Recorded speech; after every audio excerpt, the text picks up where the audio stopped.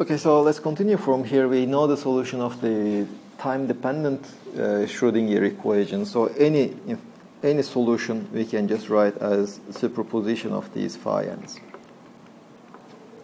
And in fact, if you look at the solution, if the wall is not moving at all, if v is equal to 0, the speed is 0, we do recover the solution from the well-known potential valve.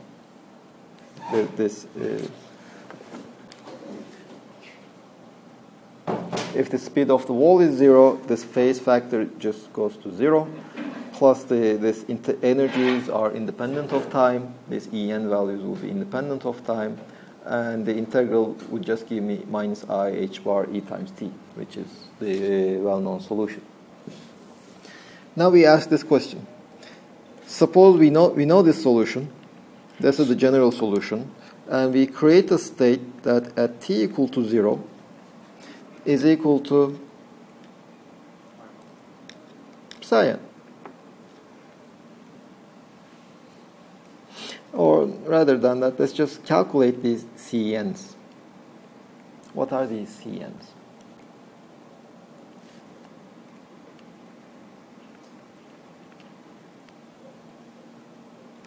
Now let me see. Yeah, okay. So psi is equal to square root of at t equal to 0.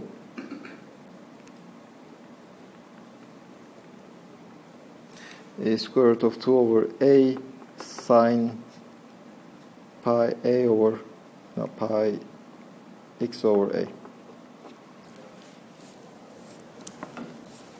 This is at t equal to 0.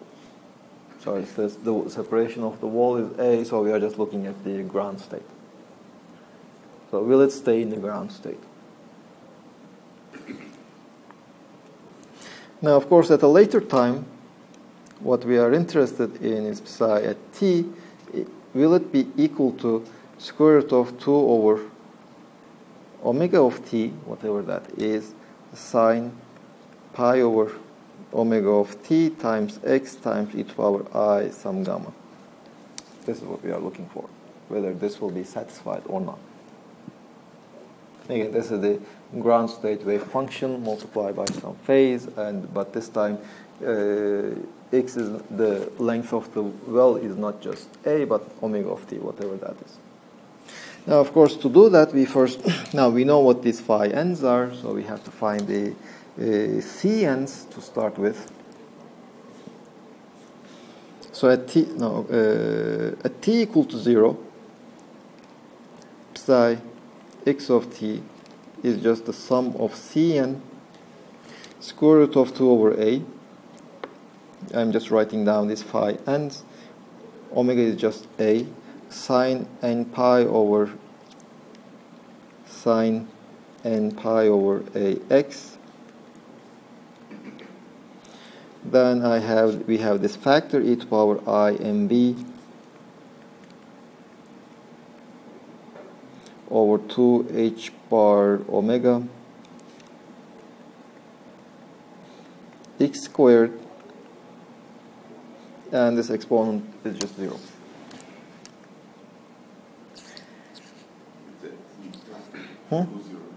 This is at t equal to 0, sorry. This is not arbitrary time t, but at t equal to 0. And we also know that this should be equal to square root of 2 over a sine pi over a x. So how can we determine Cn?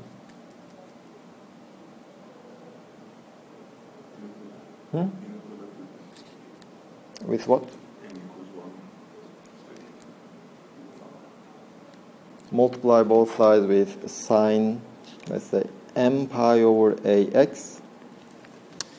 Well, this will not be enough, because on the left-hand side we will have the product of the signs which are orthogonal if m and n are different, but there is also the exponent. So we also have to get rid of that. E to the power minus I mv over 2 h bar omega x squared. Multiply with this, integrate over x from 0 to pi, And you are done. Integrate from 0 to pi dx. Now these exponents will cancel on the left-hand side. You will have c, no, not from 0 to pi, 0 to a.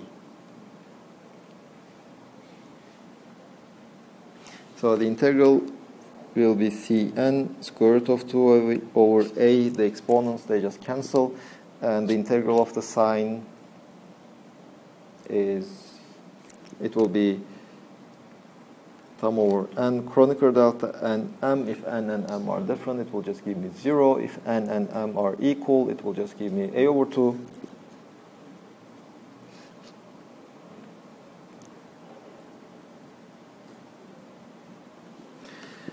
This will be equal to square root of 2 over a, the integral from 0 to a of sine pi x over a times sine m pi x over a times e to power this exponent minus I blah blah dx.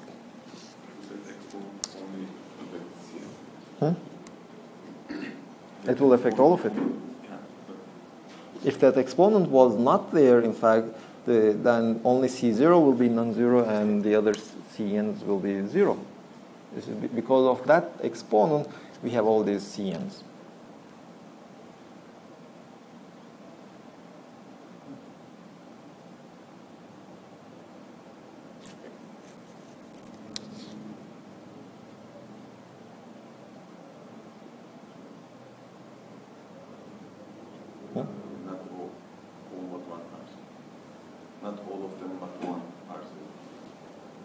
If the exponent was not there. I was expecting a similar result. Now, when x is there, think a little bit more. Well, you see, in fact, you would be expecting this one because the function will change, should change. So you see, okay, it stays in the ground state, but the wave function is different. It should be different.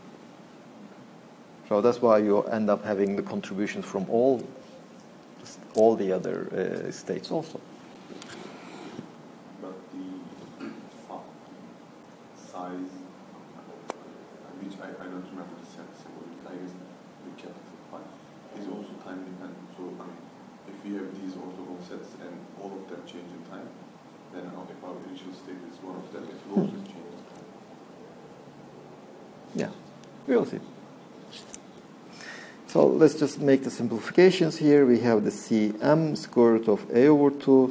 This is equal to square root of 2 over a times from 0 to a sine pi x over a sine m pi x over a e to power minus I mv over 2 h bar omega x squared dx. Let's make a change of variables. Let's just say pi x over a is equal to, let me use the convention of the book, z. Or x is equal to a over pi z. So Cm just becomes 2 over a. And from dx we have a over pi from 0 to, well, 0 to pi as x goes from 0 to a, z goes from 0 to pi,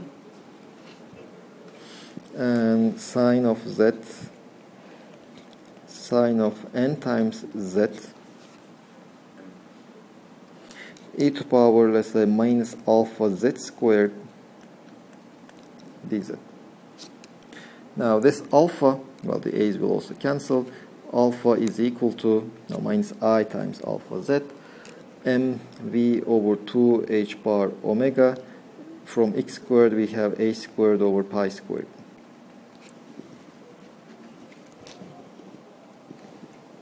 Right?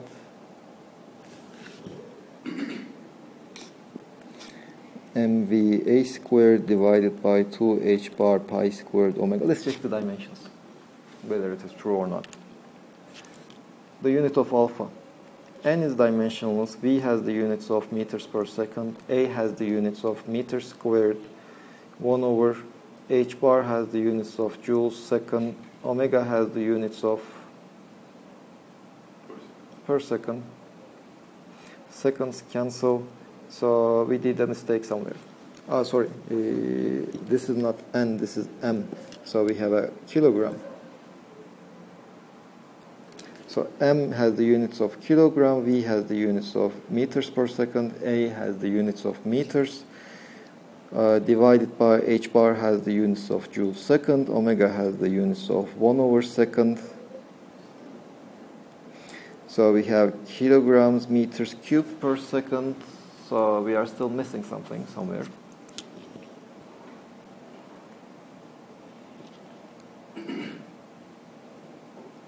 So let's see if this exponent is correct. mv over h bar omega. What is the unit of mv over h bar omega?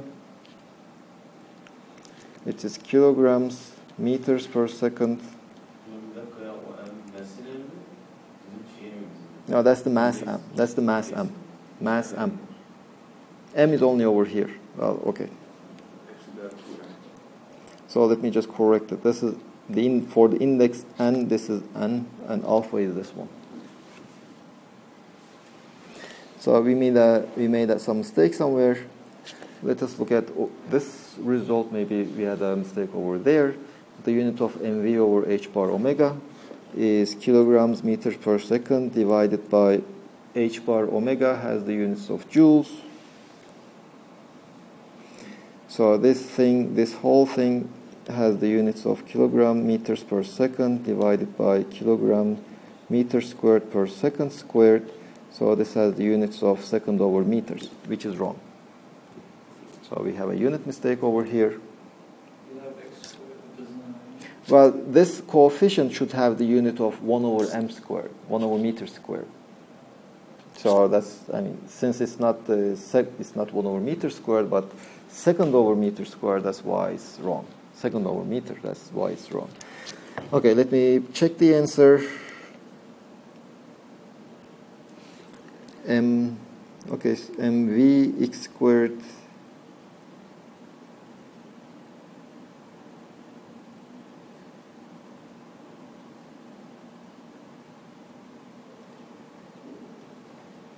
well, this seems to be the answer in the book also.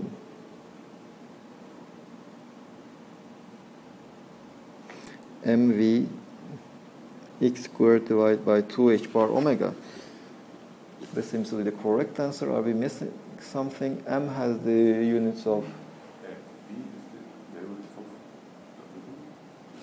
We said that omega is equal to A minus Vt. So V has the units of meters per second. But the omega has not the units of meters. Okay. Omega has the omega is not the omega. Okay. Omega is meters. Okay, so that's our mistake.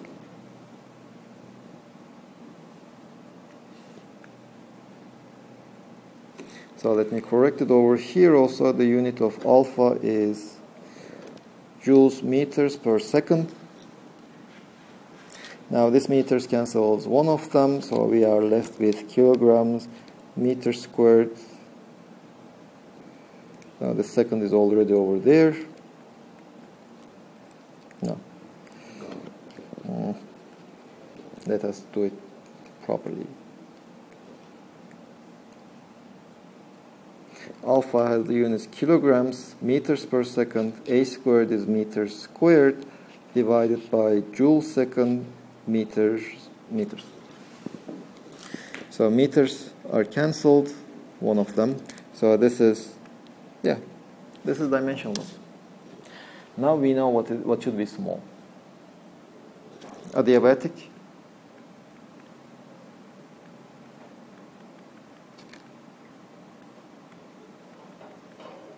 Summation tells us that alpha should be much smaller than 1.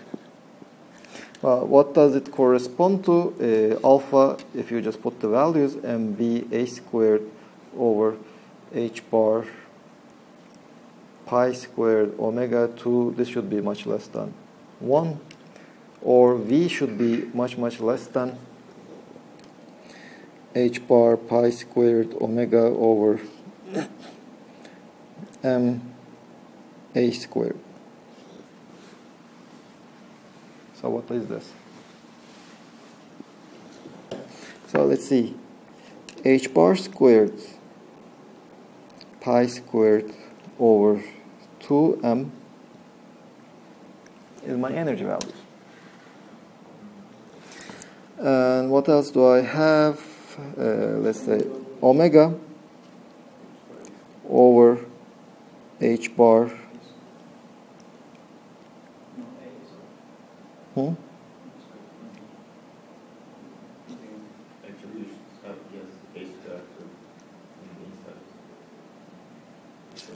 Yeah, a squared is inside, true.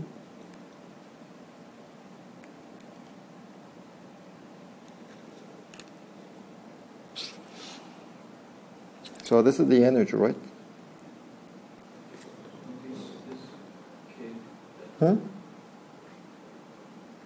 What is k vector? That is k squared. Or this is h bar squared k squared over 2m times 2 omega over h bar. V should be much, much less than this one if you like. So what can we interpret from this? E, we can just say maybe it is h bar times 1 over tau. Or let's do it in another way. So h bar times omega dot divided by 2 omega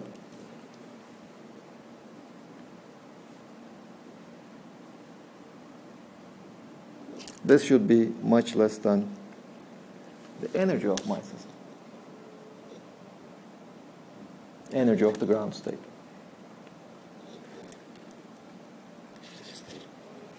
So this is basically, this has the, hold on. So this quantity, or let's also move the h bar to the other side. Now this is the time scale in which my parameter changes significantly. This is the inverse time scale that the parameter changes significantly. This has the units of 1 over time.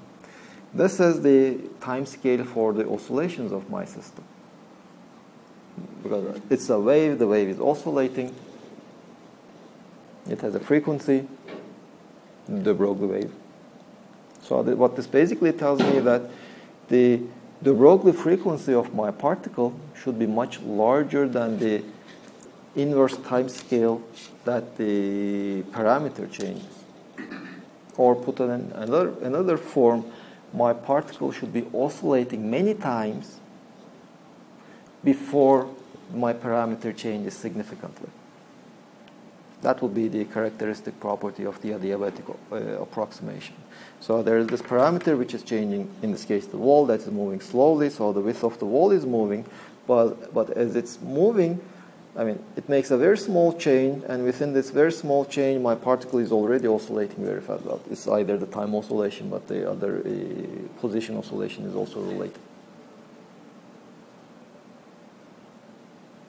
If this is a particle in a box, my particle is going back and forth in the classical approximation.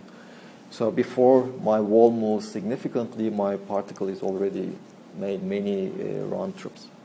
This is the condition. This will be the condition of adiabaticity in the general case also.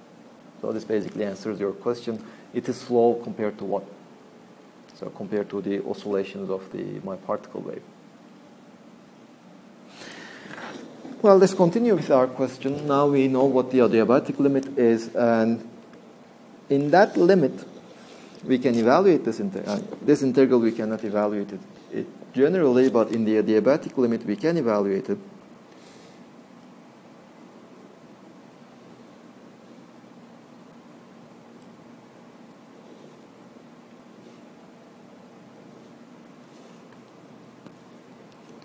So the adiabatic limit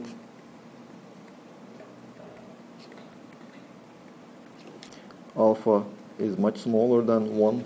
So alpha z squared is much less than 1, because z is something between 0 and pi. Z squared is something between 0 and 10. So alpha z squared, if alpha is much smaller than 1, alpha z squared, okay, for z close to pi, it can be a bit larger, but nevertheless it's still smaller than 1. So e to power minus I alpha z squared is something like 1. So I can just put 1 in instead of there. So Cn will be equal to 2 over pi from 0 to pi sine of z sine of nz dz, which is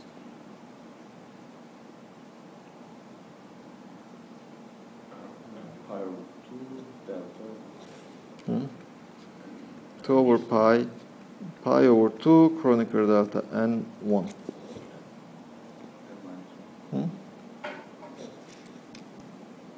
Now n is positive. So, as you wished, Cn is just Kronecker delta n 1. There's only the first particle, the first state. So the other states just do not exist.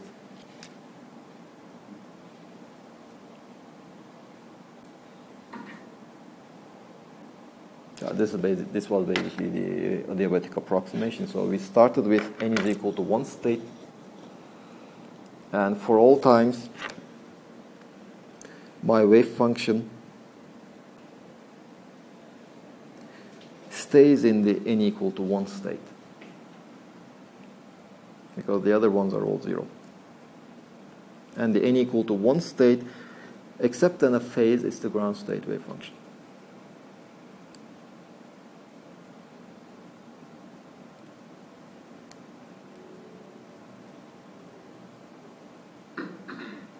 Happy? On the motion approximation aslında when you think about it, I think that is consistent with the adiabatic approximation, right? When you start in the one state. Now that's what we were trying to show, that at least in this system we can explicitly show that in the adiabatic limit the adiabatic theorem holds. Now the next thing we will do is just prove that the adiabatic theorem for a general case.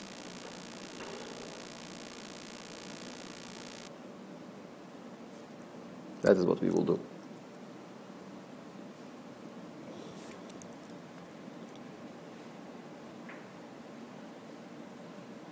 Now the idea will be this one. As in this example, we will assume that we start with some eigenstate of the initial Hamiltonian.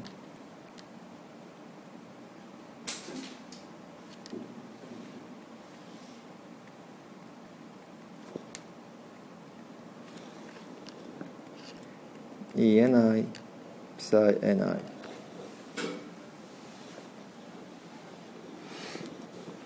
And we also have the eigenstates of the final Hamiltonian.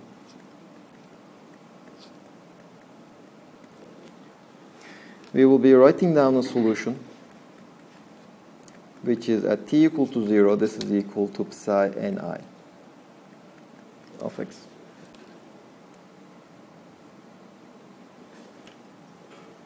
And then we will try to calculate this one.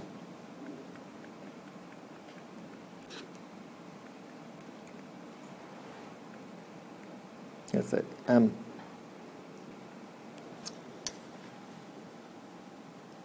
And try to prove that this is equal to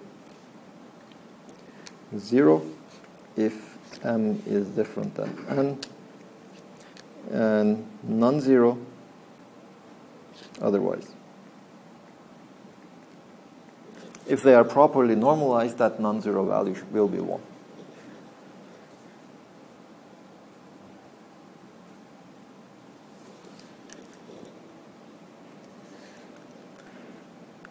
Now first let's start with this one.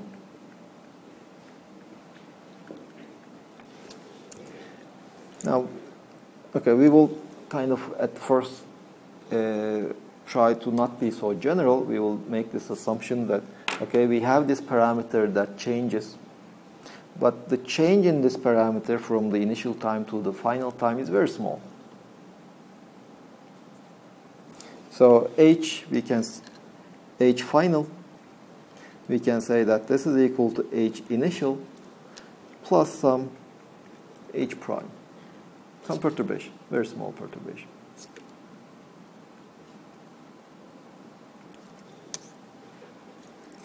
Well, now we know time-independent perturbation theory. So we know what the eigenstates of HF will be approximately. So psi MF. Do you make the assumption that they are non-degenerate? Well, just diagonalize H prime if you like.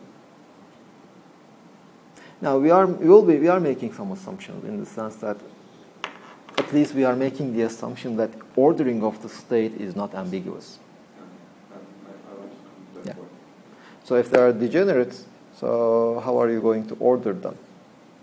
Now, in your book it says that, I mean, if you search the internet, you also find a general proof without requiring that there won't be any degeneracy. Now we will be requiring that there's no degeneracy. But you can lift that condition. The result is still valid. Now, let's calculate everything after first order corrections. So the final wave function is nothing but the initial wave function plus sum over k not equal to m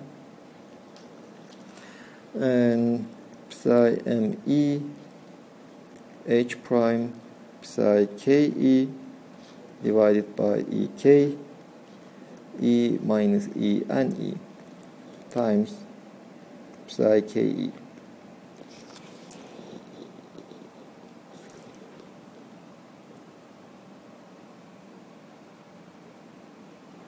So now we know the eigenstates.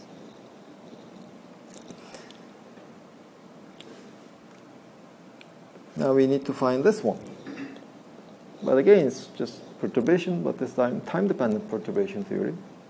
We can use the time-dependent perturbation theory to see how the state how the evolution of the state in time changes.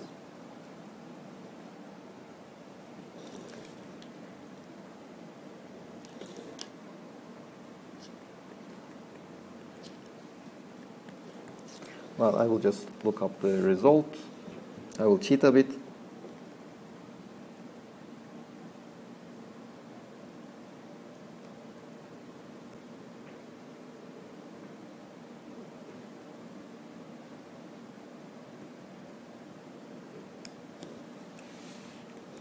So this will be approximately equal to 1 minus I h prime and n over h bar. A, I will write what A is, psi n minus L different than n, h prime Ln divided by EL minus En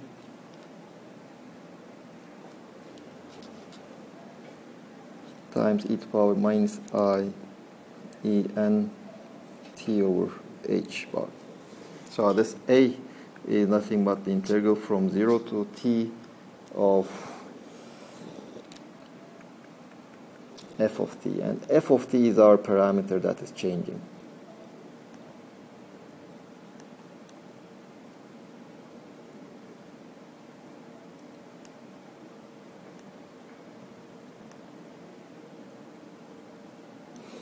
So h prime is equal v times f of t. And these are just v's. So this is basically what we have derived before. So we are separating our perturbation into a time-dependent part and the time-independent part, the position-dependent part. So before we assumed that the diagonal elements were 0, but it doesn't have to be 0. So this is the correction to my state, and I use the fact that at t equal to 0, my state was already in psi n. So if V is 0, my state would always stay in psi n. That's basically this expression also satisfies. Now let's take the inner product.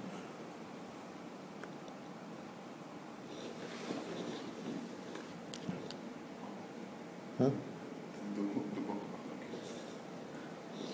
I thought that we would take the inner product of something like basic. No, we need the inner product of these two things. Competition effort increased in my mind. Okay, psi x of t psi m of f. This is equal to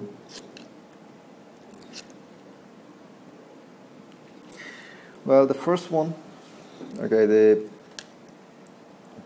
now these are all I, and here I have the psi L. I, the state, the cats. Let's say the inner product of this one with this one, it will just give me 1 minus I V prime, now V and N over H bar A Kronecker delta and M. Well, this is kind of nice. At least this is the one that I want. If M is different than N, I'm claiming that this matrix element should be 0. If M is equal to N, it should be non-zero. And since at least in the perturbative expansions, we are not requiring the perturbed state to be normalized to 1 yet, they can be at least at a given finite order, they will not be normalized to 1, so it's fine that we have that factor. And in fact, if you just sum up higher orders, that factor just sums up to a phase.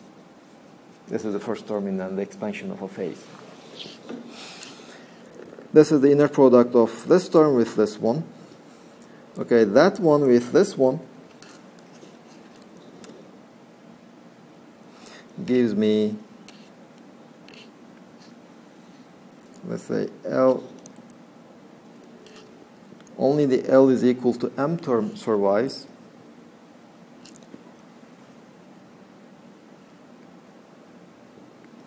Vmn divided by Em minus En. Of course, assuming M is different than N, this is this term over here. And then what else I have? I have this term multiplying this one. Now, also keep in mind that I will be doing, my results are correct up to first corrections in V. I am ignoring anything that is proportional to V squared. So I will keep ignoring them. So if I take the product of this term with this one, again, only the, let's say, in the sum, only the k is equal to n term survives.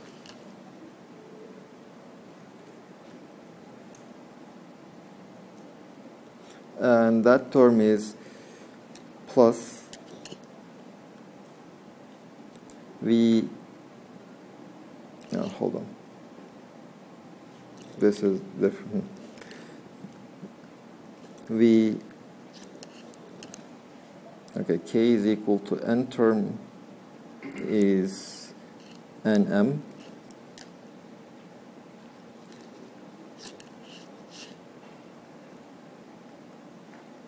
Well, our problem is some factor somewhere. And let's see, the other term, here I have a V, here I have a V, so it's the V squared term. That is 0, up to our approximation.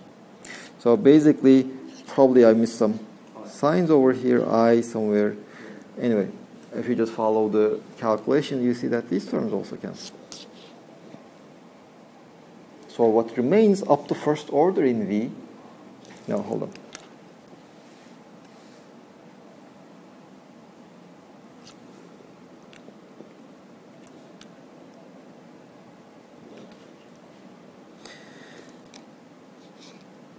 No, probably I didn't miss something, but I have to be a bit more precise in the sense that, remember, H depends on time now. It's not time-independent perturbation theory.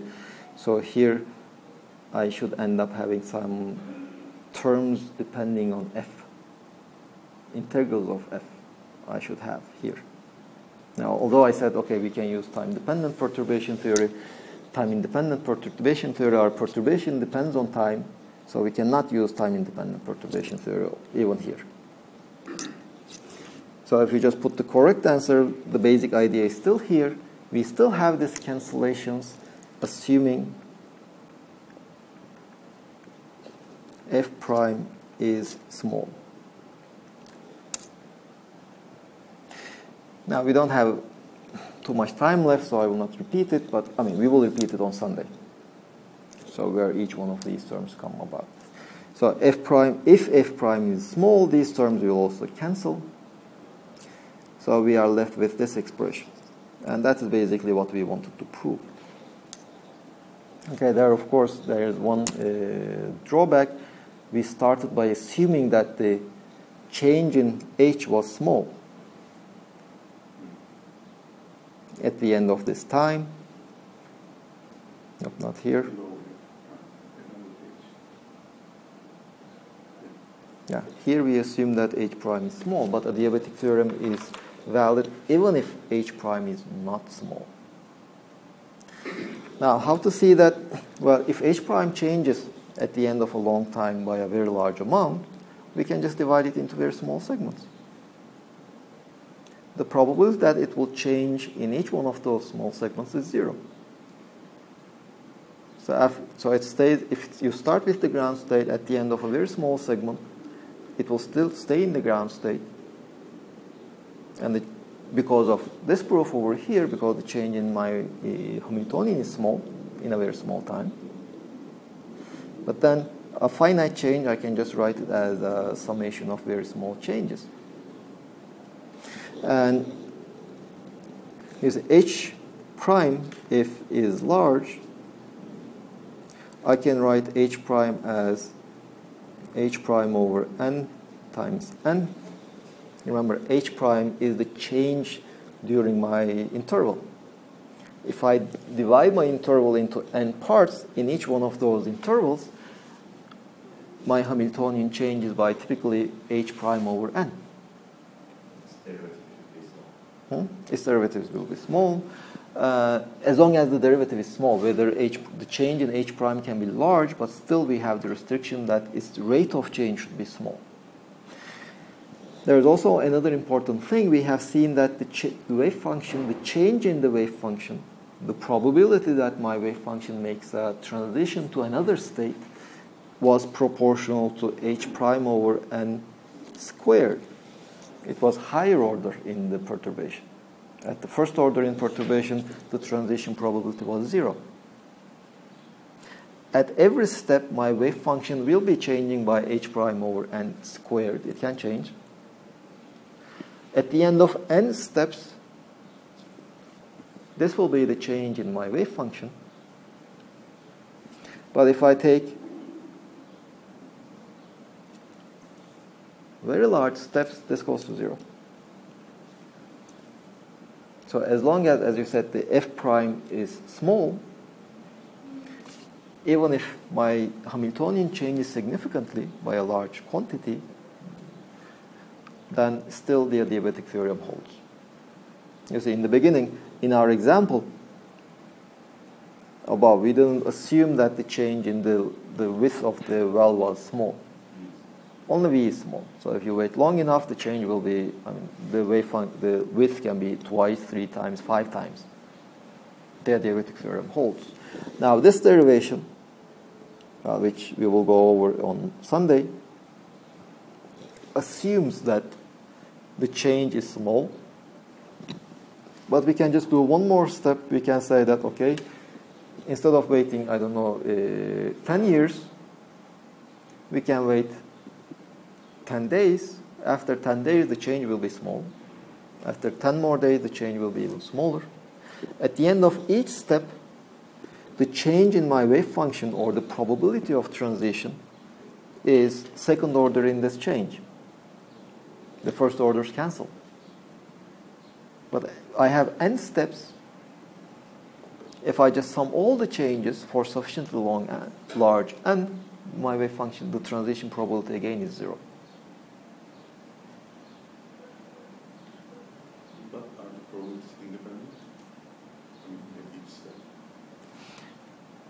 Well, I mean, the probabilities can be, well, independent. Yeah, well, of course, there will be some dependence in the sense that, okay, there is a finite probability that this state goes to there, and then the probability of this one going there will be different.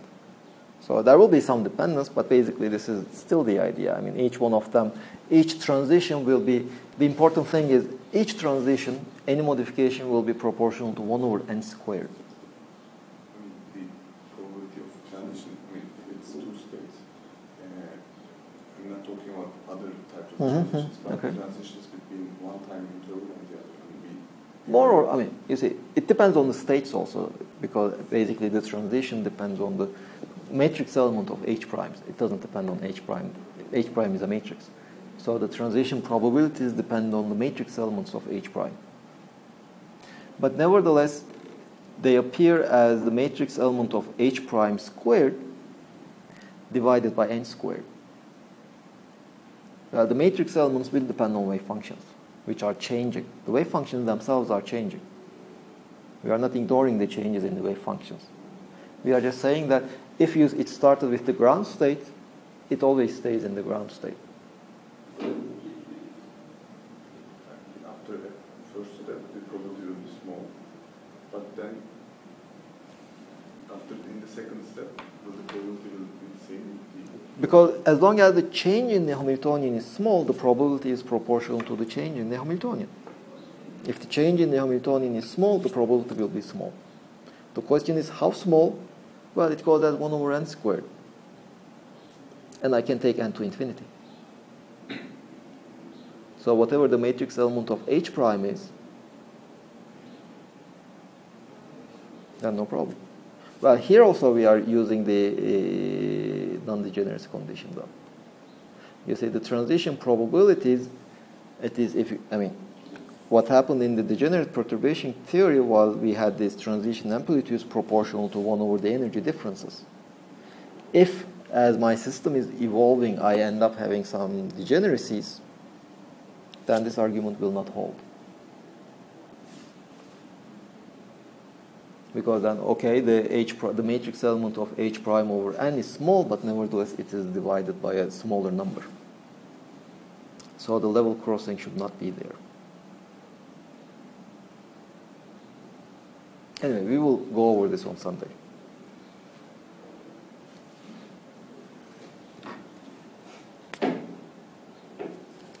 So you're not coming on Sunday, so you have a question? No, I'm coming on Sunday. I'm not coming on Friday. Okay. I wasn't coming on Sunday 3 weeks ago, then the conference was cancelled.